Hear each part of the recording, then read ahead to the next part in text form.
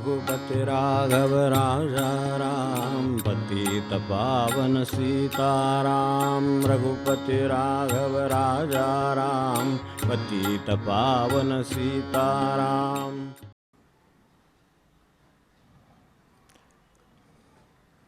निरूपण आपल्या स्वतःशी करो किंवा कुणाच्या समवेत करो, त्याचा मूळ हेतू हा जे वाचत चाललो आहे ते थांबवून विचार करायला लावण्यासाठी असतो. वाचत तर चाललो आहोतच. या चितोदर भरण फलाहार उपोषण रसनेंद्रिय जिंकले संपूर्ण जिंकिते, कुठेही करावी वसती ग्रामी अथवा वनाप्रती, प्रावरणावेण वागविती देह आपला. शीतोष्ण वारा पाऊस सोसता न मानी त्रास, वैराग्य स्थिती जयास पूर्णत्वे बाणली. आशा ममता देहवेडी, लोभ मोह वासना कुडी, भयांकार वराडी घालविले सकळ.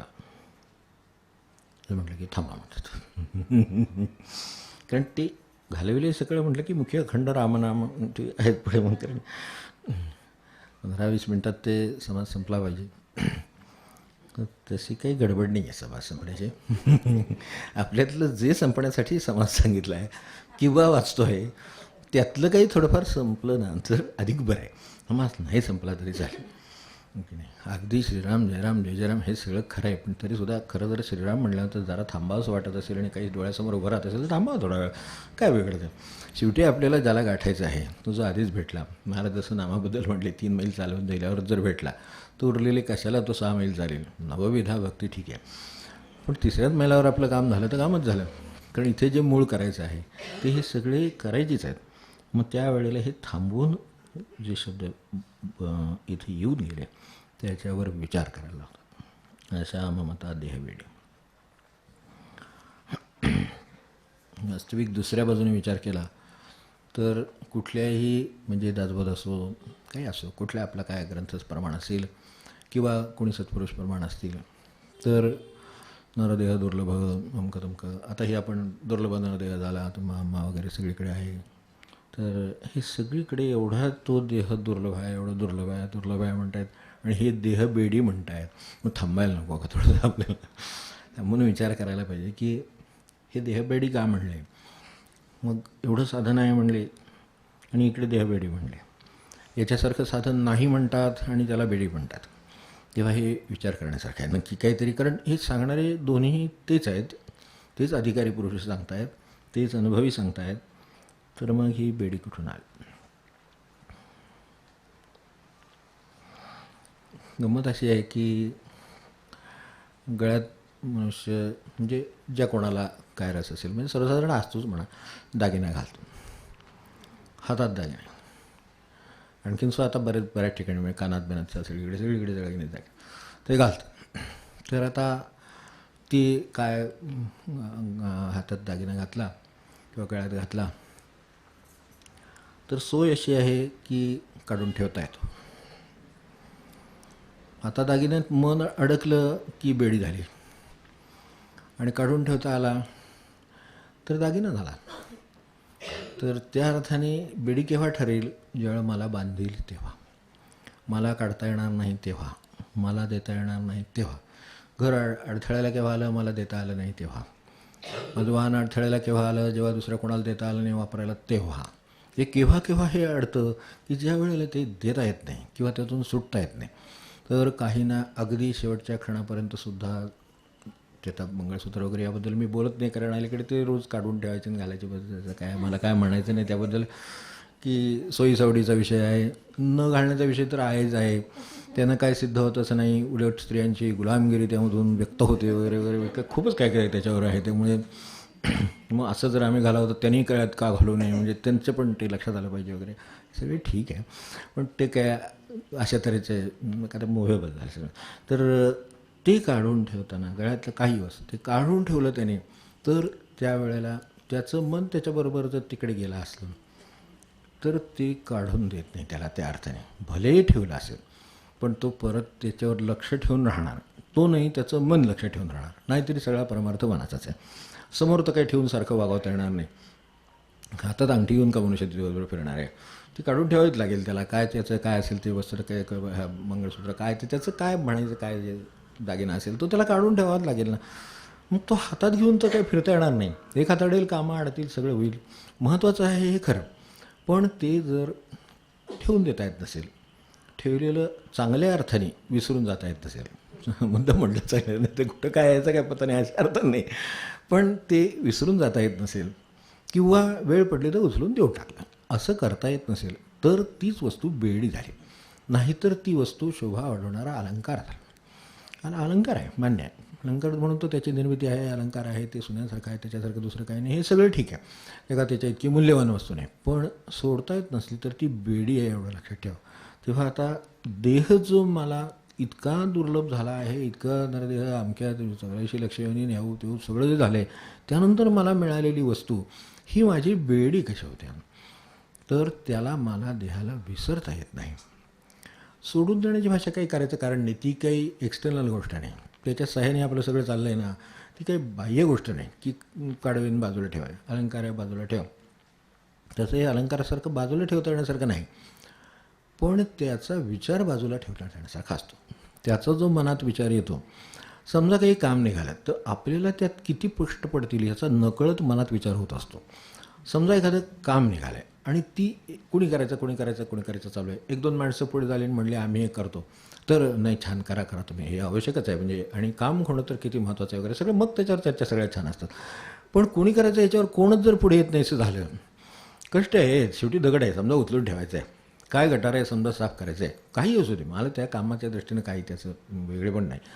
पण गटार आहे साफ करायचं आहे, उंदीर पडला आहे उचलून ठेवायचं आहे, टाकायचं आहे, काय झालं आहे असं समजा, कुत्रं झालं पडलं समजा, उचलून टाकायचं, उचलून टाकलं पाहिजे, इकडून तिकडून सगळे कोणीतरी उचलून टाकलं पाहिजे. खरं थोड्या वेळानं हे त्रास याचा सुरू होईल, मग आपल्याला वास होईल, मग त्रास होईल, असं होईल तसं होईल, सगळं होईल ना. मग उचला आणि टाकायचं, हात कोणी लावायचं, हे असं होते. कारण हा नकळत माझ्या देहाचा विचार आहे, त्याला काय ते नको, त्याला काय ते नको तर राहू दे, आपण ते राहू दे, आपण राहू दे. तसं नाही चालत. कारण पुन्हा तो वास मला त्रास देणार.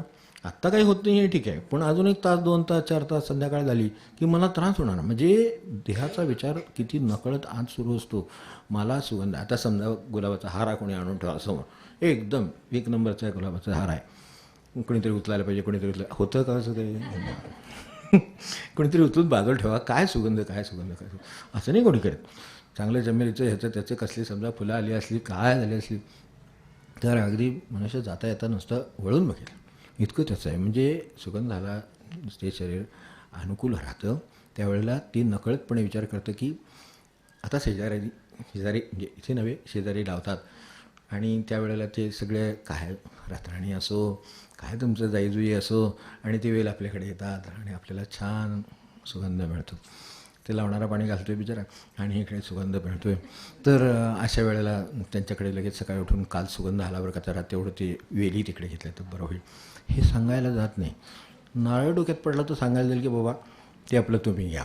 म्हणजे किंवा असं काय समजा काटेरी झोडपाला वाढायला लागलं, जाता येतं आपल्या डोक्याला लागायला लागलं तर काय माणसं लावतात, त्याचे निगाने ठेवत नाहीत, हे करत नाहीत, कट करायला नको का, ते हे करायला नको का, काय होऊ दे की लागलं तर लागलं, काय आता समजा करतील.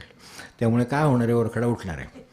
पण ओरखडा उठला आता काय, आपल्याला ओरखडा उठल्याशिवाय काय आपण आयुष्यभर राहिलो आहे, डास येऊन चावून जातो, काय करतो आपण, काही करू शकत नाही. सामान्य माणसाच्या कर्तृत्वात डास मारणंसुद्धा म्हणजे बसेलच असं मी काय म्हणत नाही, काही एखादा असेल कौशल्यवान, पण तरीसुद्धा फार सावधानतेचं काम आहे ते.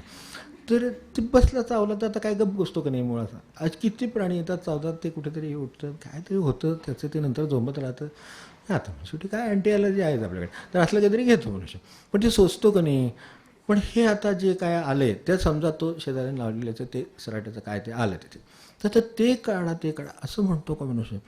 तर ते त्याच्या बाबतीत त्यांना जाऊन सांगून ते नसतील अशा वेळेला इकडून कट करून काय ते करून मार्ग काढतो शेवटी. पण आपल्या डोक्याला लागून एवढं बघतो. आता माझं डोकं अशी काय वस्तू आहे की बा वर टिकांसारखी पगडी घालायची, इतकं काय खवतीची गोष्ट आहे ती. तर तसे काय ते नाही आहे खरं. म्हणजे काय असूनही फारसं नाही आणि नसूनही फारसं नाही अशी परिस्थिती असते, हे खरं. म्हणजे लोकं जाणतात, ते आपल्याला सोडून देऊ, पण लोकं जाणतात. तर हे आहे. किंवा आपल्या एकंदरीत स्वरूप पाहायला प्रपंचाचं की कळतं की फार मोठा काही उपयोग झाला याच्यातला भाग नाही. मग समजा त्याला एखादा काय ओरखडा उठला तर उठला, बरं, शरीर इतकं स्वतःचं काम स्वतः करीत असतं की लगेच जाऊन ऑर्डर बुक करावी लागत की नाही, इथे बुवा अशा पेशी पाठवा, हे करा, ते लगेच बंद करून घ्यावे, पॅच वगैरे काहीही करायची गरज लागत नाही.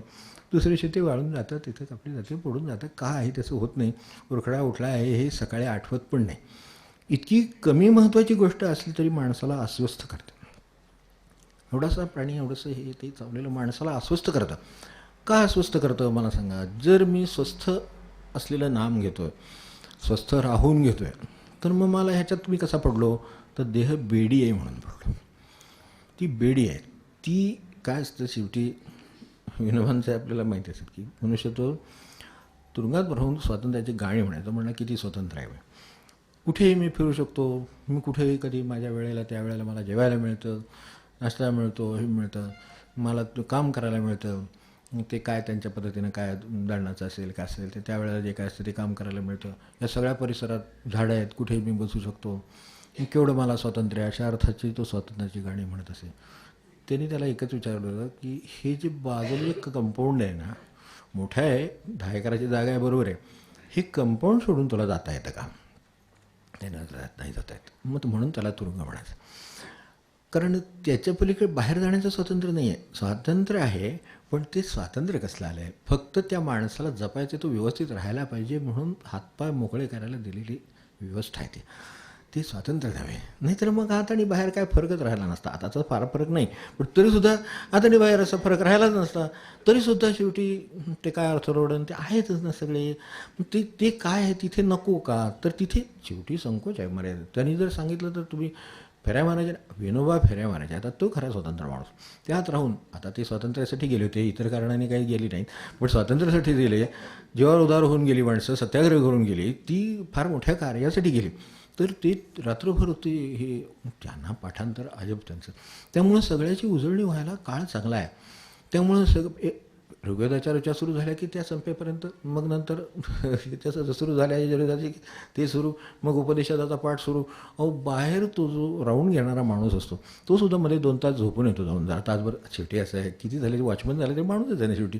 तर त्यामुळं तो मध्येच तासभर झोपून येतो. तर हे फिरतोय माणूस, शेवटी त्याच्या दृष्टीनं तो सांभाळायला दिलेला माणूस आहे, जबाबदारी त्याच्यावर आहे. उद्या आपल्याला झोप लागली आणि यांनी कुठनं तरी मार्ग काढला गेला म्हणून तर काय करणार?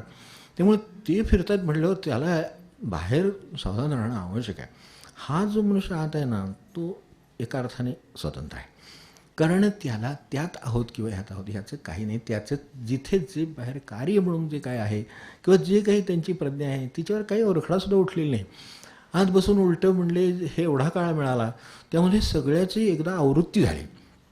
रोज आवृत्ती करायला, रोज उपनिषदाचा पाठ, रोज वेदाचा ऋचा, रोज याचे कोराणातले आहे ते किती पठाणं, आणि फिरत परत कंटिन्यू मोजून ठेवलेलं 10 फुटाचे 10 बाय 8. त्यामुळे 10चे जे काय आहे तेवढं 10 फुटाच्या ह्याने किती मैल चालणं झालं पाहिजे रोजचं माणसाला तंदुरुस्त राहण्यासाठी हे काढलेलं होतं. तर त्याच्या किती फेऱ्या होतात? तर 600 ते 800 फेऱ्या होतात किंवा 2000 फेऱ्या होतात. तर 2000 फेऱ्या होईपर्यंत पाठांतर इकडे तोंडाने म्हणणं सुरू, फेऱ्या सुरू. पण तसं काय अगदी सलगच काय 1 मैल गेलं पाहिजे असं काही नाही आहे. त्या जागी समजा 10 फूट, परत 10 फूट, परत 10 फूट, शेवटी हिशेब 100 फूट होणारच की 10 वेळा फिरल्यानंतर. काय ते 5 वेळा फिरल्यावर 100 हिशेब होणार. तसा मैलाचा हिशेब काढला होता. आता त्या माणसाला काय देहाची बेडी असायची मला सांग. म्हणजे तशा अर्थाने देहाची बेडी म्हटलं तर भृंगाच्या उदाहरणावरनं तो स्वातंत्र्याच्या गप्पा मारत होता, त्या नुसत्याच गप्पा होत्या. त्याला फक्त मी आहे, चांगला आहे असं म्हणायचं होतं. तो म्हटला तू गुन्हेगार आहे, त्याच्यासाठी आला आहे, त्यामुळे तुला याच्या बाहेर जाता येत नाही. मी याच्यात आत राहून बाहेर जाऊ शकतो. मी आत आहे, पण मी जिथे ऋचांचं पठण करतो, जिथे मी ज्या ठिकाणी वेदपठण करतो, ज्या ठिकाणी उपनिषदाचं पठण करतो, भगवंताचं स्मरण करतो, अखंड ते त्यांचं जसं शेवटी रामहरी चालायचं तसं जे रामहरी करतो, तर ते मी तिथेही करू शकतो. म्हणजे तो मनुष्य स्वतंत्र आहे, त्याला देहाची बेडी बांधली नाही. आता त्यांना काही कमी अडचणी होत्या का? टिळकांच्या तुरुंगात तुम्हाला माहिती असेल की तेवढ्याच्या खोलीमध्ये बाजूला त्यांच्या त्या म्हणजे संडास बाथरूमपासून जेवणा खाण्याच्या व्यवस्थेपर्यंत तेवढ्या खोलीत काय असेल ते सगळं तिथंच. ही जी काही, आणि ते सुद्धा त्याला काय असे सोयी नव्हत्या. आज तर काय ठीक आहे, अटॅच माणूस असे रूम म्हणून त्याला काय वाटणार नाही, तसलं काही नाही. ओपन खोली आहे, लाकडी खोली आहे, आणि त्याच्यामध्ये ते सगळं ठेवलेलं आहे. तिथं भांडं तिथंच, ह्याचं तिथंच, स्वयंपाक तिथंच, जेवायचं तिथंच. त्यांनी पिठाचा शिधा आणून दिला की त्याच्यावरती पोळी व्हायची, काय तो रोट व्हायचा. ही माणसं तिथं राहून मुक्त आहेत. ते ह्यातलं काय आपल्या मूळ कामाच्या काय आड येतं. आता या क्षणी त्यांना ग्रंथ पुरवून ती माणसं थकली होती. अशी परिस्थिती यादी द्यायची. ते म्हणजे वाचून होतं कसं तुमचं विनोबांचं सुद्धा ते, आणि ते काय त्यांची अवस्था वेगळीच होती. ते द्यायची ती पुस्तकं. ते म्हणाले ह्या पुस्तकाला कुठली, कारण स्क्रुटिनी व्हायची प्रत्येक पानाची. कधी विनोबांच्या ह्याच्या पानाची एकदा त्यांनी स्क्रुटिनी केली, ती ह्यात काही नाही आहे, हे कुठं गीता माग, त्याचं भाष्य माग, कुठं शंकराचार्य माग, कुठं हे माग, उपनिषद माग, काय त्याच्यामध्ये असण्यासारखं. ते म्हणले यांना खरं धोकादायक काय ते माहिती नाही आहे. मी गीता मागितली आहे, ती खरी धोकादायक आहे, पण ह्यांच्या दृष्टीने त्यांना कळत नसल्यामुळं ते मला मुक्त असताना या गोष्टी देतात. आता त्याच्यावर त्यांचं सगळ्या मनाचं पोषण आणि शुद्धीकरण होऊन बाहेर त्याचा परिणाम एवढा होऊ शकतो. म्हणून त्यांना बाहेर संरक्षण व्यवस्था कधी विनोबांना आयुष्यात लागली नाही. काय त्या कसल्या 8 ठिकाणी ते फिरतात, त्याचा फोटो जरी बघितलं तरी आपल्याला तेवढे दगड आणि त्याच्यात ते एक काठी घेऊन ते वर चढतायत, ते उदान मिळवत आहेत, त्यांचे सगळं चालले आणि रक्षण व्यवस्था लागते. म्हणजे काय झालं आहे, हे सगळं आपल्याला देहाची बेडी झाली. देहात सांभाळायचं बेडी काय असतं की आपण घातलेला अलंकार आहे का बेडी आहे, हा मूळ प्रश्न आहे. तर तसं अलंकार असला तर काळजी पण लागते. बेडीच माणसाला काचते हल्ल्याशिवाय. म्हणून नेहमी हे थांबवतात म्हणलं ना मी सुरुवातीला आपल्याला ते तेवढ्यासाठी की थांबवतात आणि विचार करायला लावतात. हे नक्की पहा एकदा की तसंही बेडी हातातच अडकवलेली आहे आणि बांगडी हातातच अडकवलेली आहे. आता ते ज्या वेळेला पाहिलं जाणार तेव्हा कळेल. हातात तर काय दोन्ही आहेतच, पण तरीसुद्धा एकात बांधून ठेवण्याची आणि सोडण्याची क्षमता आपल्याकडे नाही. आणि एक आपण काढून ठेवू शकतो, कारण तो अलंकार आहे, स्वतःच आहे, तुमची मालकी आहे. ठेवा वाटला ठेवला, नाही तर काढून ठेवला. पण असं मला ठेवा वाटलं तर बेडी ठेवली आणि काढून ठेवली हे नाही करता येत. स्वातंत्र्याचा संकोच आहे, त्या ठिकाणी बंधन आहे. बेडी म्हणजे बंधन आहे, तर त्यामुळे ती बेडी नाही काढता येत. तेव्हा लक्षात येतं ही बेडी आहे. मग असं नुसतं काही प्रत्यक्ष बेडी घालून बघायला पाहिजे का? नाही. जेवल्याशिवाय राहत नाही, अमुक एक केल्याशिवाय राहत नाही. हे जे झालं की बेडी चाली त्या देहाची. मला देह फिरायला लावतो, मला देह बसायला लावतो, म्हणजे ते मन त्या देहाला बसायला लावतं, ते त्याला फिरायला लावतं, ते त्याला मनोरंजन करायला लावतं. काहीही ते जे मन म्हणेल तसं त्याला करावं लागतं. याचा अर्थ त्याच्यावर सत्ता चालते. ती बेडी सत्तेचं निदर्शक आहे. ज्याच्या ताब्यात तो आहे त्या सत्तेचं ते निदर्शक आहे की त्याची ती बेडी लावून ठेवलेली त्याला तोडता येणार नाही. काय असेल त्याचं ते काळ असेल तेवढा काळ. तसं आम्हाला जन्मभर बेडी आहे, विचार नाही केला तर. अखेरच्या क्षणापर्यंत त्याला काय होऊ नये, त्याला काय होऊ नये, त्याला काय का होईना. माझं मुळात खरं सांगायचं तर काम वेगळंच आहे ना, मग होऊ दे त्याला गायचं ते, असं वाटतं का? नाही. आता माणसाने ह्याचा अर्थ काही उपचार करू नये, पळापळ करू नये, लगेच धावपळ करू नये असं मला म्हणायचं नाही. पण त्या क्षणी ती कर्तव्य आहे ते करावं. पण ह्याच्यावर माझं काही अवलंबून नाही, हे शिकण्यासाठी हे सारखं आहे. कुठेतरी काटा टोचतो, तो मला काटा टोचलेला कळतो. ह्याच्यात कळण्याची प्रक्रिया उत्तम आहे माझी, हे बरोबर आहे.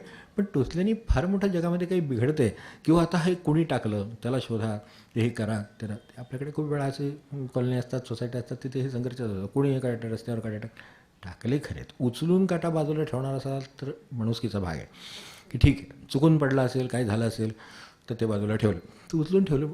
पण मी कशाला उचलायला पाहिजे? आपल्या सोसायटीत हे कामासाठी कोण ठेवलं, त्याला फोन करतील पण ते उचलणार नाही, कारण माझ्या देहाला त्रास नको. किती जपायचा तो जपायचा असल्यामुळं ते बेडीसारखं काम झालं. मला तो वापरायचा आहे म्हटल्यानंतर उचलून बाजूला ठेवलं. समजा जर काही वस्तू आड आली, अशा तऱ्हेचा काही दगड आड आला, काही वेळेला असे खडकसुद्धा म्हणजे ते काहीतरी खूप वेळा आपण घाटात बघितलं असेल बघा, ते ट्रक येत पुढे जात नाहीत, तर मागं दगड लावतात आणि त्या जोरावर एकदा तो ट्रक उचलावा लागतो. म्हणजे त्यावेळेला गिअर तोपर्यंत तो मागंच जातो. ते आपल्याला माहिती आहे. साध्या गाड्यासुद्धा रिव्हर्स शिकणं, चढावर शिकणं हे अवघड का जातं, तर तसं ते घाटात होतं. तर घाटात तो लोड ट्रक असतो आणि तो पुढं जात नाही. म्हणून मग शेवटी क्लीनर उचलतो, जातो, उतरतो, मागणं 2 मोठे दगड आणून ठेवतो, त्याला लावून ठेवतो आणि एकदा ते मागं चाक हे येणारच असतं. पण त्या क्षणी उचलायला एकदा जोर लागतो.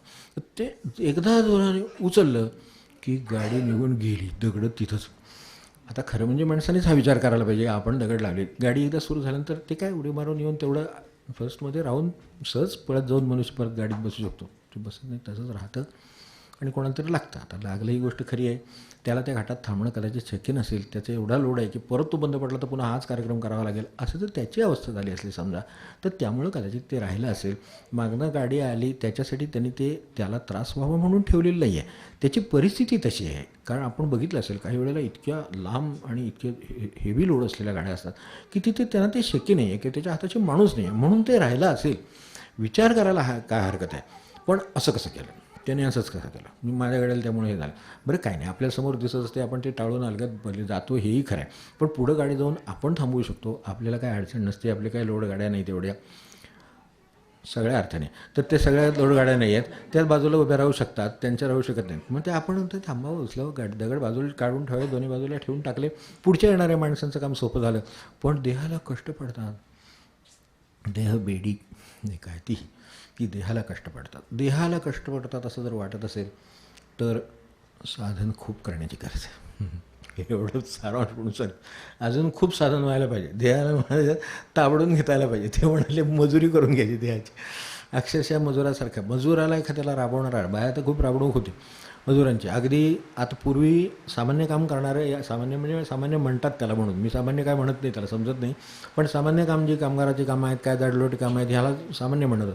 त्यांच्याकडून त्यांना राबवून घेण्याची पद्धत होती. आता काय मोठ्यानं राबवून घेत नाही, लाख रुपये पगार असला म्हणून राबवणूक आहे ना, मग ती राबवणूक जी करून घेतात ती त्या देहाची राबवणूक करून घ्यायला पैशासाठी करू नये, पण माझ्या राबायची जी तयारी आहे ती माझे आयुष्यभर असावी. कारण देह मला त्याच्यासाठीच दिलेला आहे, तो मला राबवायचा आहे, तो त्या पैशासाठी न राबवता भगवंतासाठी कसा राबवता येईल, हा माझं कौशल्य आहे. मग तिथे मी त्या ठिकाणी थांबतो, उरलेला देह भगवंतासाठी राबवतो. आता कोण देहाने याने वाचने राबवेल, कोणी डोळ्याने राबवेल. आता वाचन करतो म्हणजे राबवत नाही का त्याला, पण कष्ट नकोत असं जर वाटलं तर वाचन होणार नाही. म्हणणं नको वाटलं तर म्हणणं होणार नाही आपल्याकडनं. काय नाम असेल, वैखरी असेल, काय असेल ते माणसाला होणार नाही. उगाच घसा बसला म्हणजे घसा आपण काय खातोय त्याने सुद्धा बसू शकतो, तो काही नुसतेच काय बोलण्याने का बसतो. तर एरवी आपल्याकडे काही असतंच असं काहीतरी, तर ते जर आलं आणि सीझनला आणि घशाला बरोबर नसलं आणि खाल्ल्या तर माणसाला त्याच्यासुद्धा घसा बसतो. मग ते फ्रीजमधल्या पाण्याने साध्या घसा बसतो. मग ते दाम घेऊन बसू दे ना, मी म्हणतो वैखरी करू दे आणि मग बघू किती घसा बसतो ते आणि किती वेळा तरी कव्हर होतो, आणि आपण खाल्ल्याने बसलेला जो घसा आहे तो किती वेळा केळी कव्हर होतो. एकदा बघितलेलं बरं, प्रयोगशील असावं ते ह्या अर्थाने. तर तसं केलं की कळतं. पण त्याला कष्ट नको, त्याला कष्ट नको, बसायचे कष्ट आहेत, खायच्या ज्ञानी कष्ट आहेत, त्या बाजूने उपोषण ते शब्द येऊन गेला. आता खरं तिथे एकदा एक अंडरलाईन फार पूर्वी केळून ठेवलेली आहे, पण उपोषण म्हणजे उपासाची समजूत आहे. खरं उपासन आहे ते, जे आपल्या भाषेत जेवण असेल तर नाश्ता असतो ना, ते म्हणजे खरं उपोषण. आता ते बारीक कोण बघत नाही, त्याच्याकडे जाऊ देत, आपलं ते वाचत सुटलेत, आपलं पुढे शीतोष्ण आरा उपास आता आहे बाहेर, त्या पाऊस परीक्षा बघायला आलेले आहे.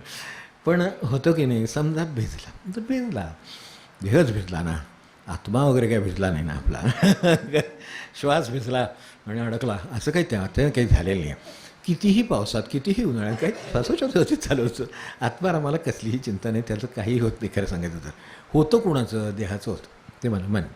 मग ते असं होतं, मग त्यामुळे त्रास होतो वगैरे, मग पुढे सर्दी खोकला होणार, घरात बसूनही होणार, हवा बिघडली तरी घरात बसून अगदी सगळं त्या एसीत राहून, एसीतसुद्धा नाही, एसीत जास्त त्रास होतो उलटा, पण तरीसुद्धा आपल्या कल्पना आहेत की ते एसी करू आणि आपण हवामान बदलून पाहिजे तसं करून घेऊ. त्याने उलटा नंतर मग पाठ दुखीन, हे दुखीन, मान दुखीन, ते सुद्धा सुरू झालं म्हणजे त्याचं सुख आहे काय ते कळतं.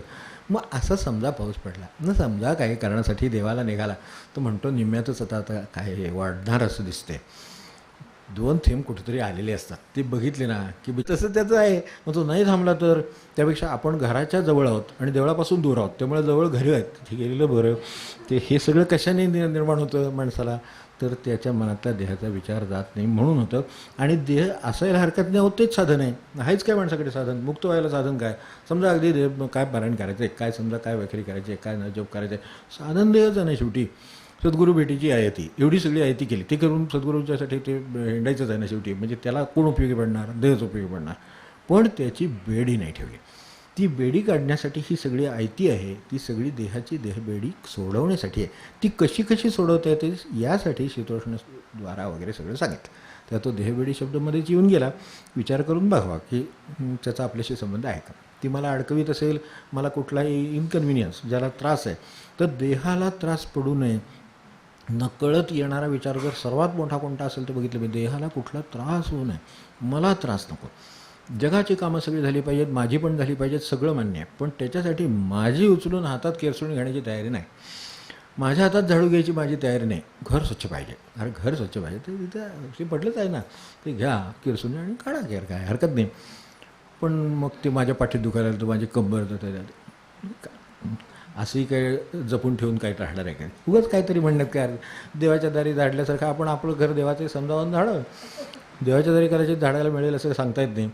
तर इथे आपल्याला संधी आहे, तर मग पण ती अडचण येते ना, देह बेडी आहे त्यामुळे ती झाडून देत नाही. आणि झाडून दिलं तर पुन्हा त्याचा अहंकार होतो, बघा मी रोजचा रोज, हो बाबा तुम्ही काढता चांगली गोष्ट आहे, फक्त हे तेवढं सोडून, विचार सोडून तो काढा. त्यात सुद्धा देहबेडी सोडवता सुद्धा ती अडकवल्याशिवाय राहणार नाही, इतकी ती सूक्ष्म आहे. म्हणून जरा थोडं ह्याकडे लक्ष द्यावं, यासाठी हा शब्द येऊन गेला. एकच शब्द आहे, सामासिक आहे, देह आणि बेडी 2 शब्द आहेत, पण ते खरं सांगायचं आता व्याकरणाच्या भाषेत 2 समास आहे खरं म्हणजे, देह आणि बेडी असं खरं म्हणजे आहे, पण इथं ते षष्ठी तत्पुरुष झालं आहे. आता देहाची बेडी झाली आहे, तेवढी जर आपण सोडवलं तर व्याकरण एक वेळ नाही सोडवलं तरी चालेल, देहाची बेडी सोडवली तरी खूप झालं. आणि ती सोडवायलाच ते शिकवत असतात, तेवढं लक्षात ठेवू.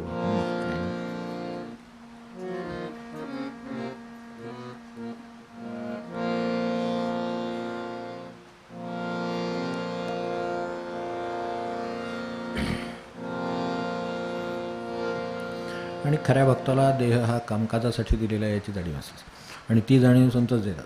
ती सारखे त्याला जागा करतात, त्या कामासाठी दिलं आहे त्यासाठी वापर.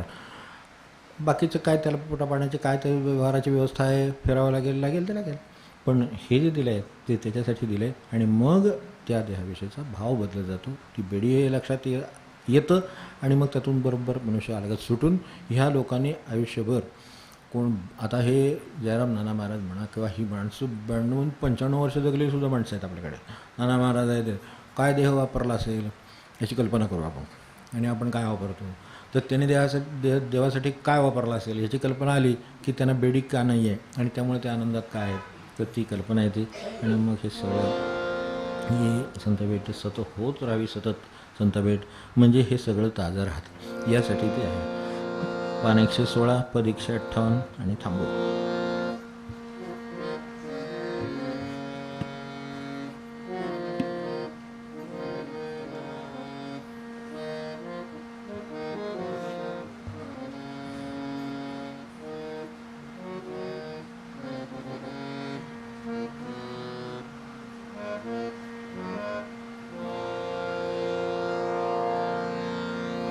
तुझ्या पायाची आठवण, तुझ्या पायाची आठवण, तुझ्या पायाची आठवण, येता मन समाधान समाधान, येता मन समाधान समाधान, तुझ्या पायाची आठवण, तुझ्या पायाची आठवण,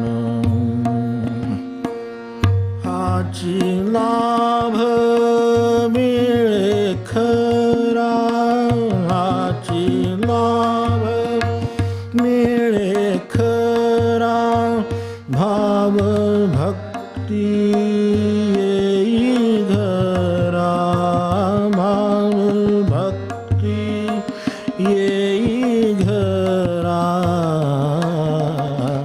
पायाची आठवण, तुझ्या पायाची आठवण.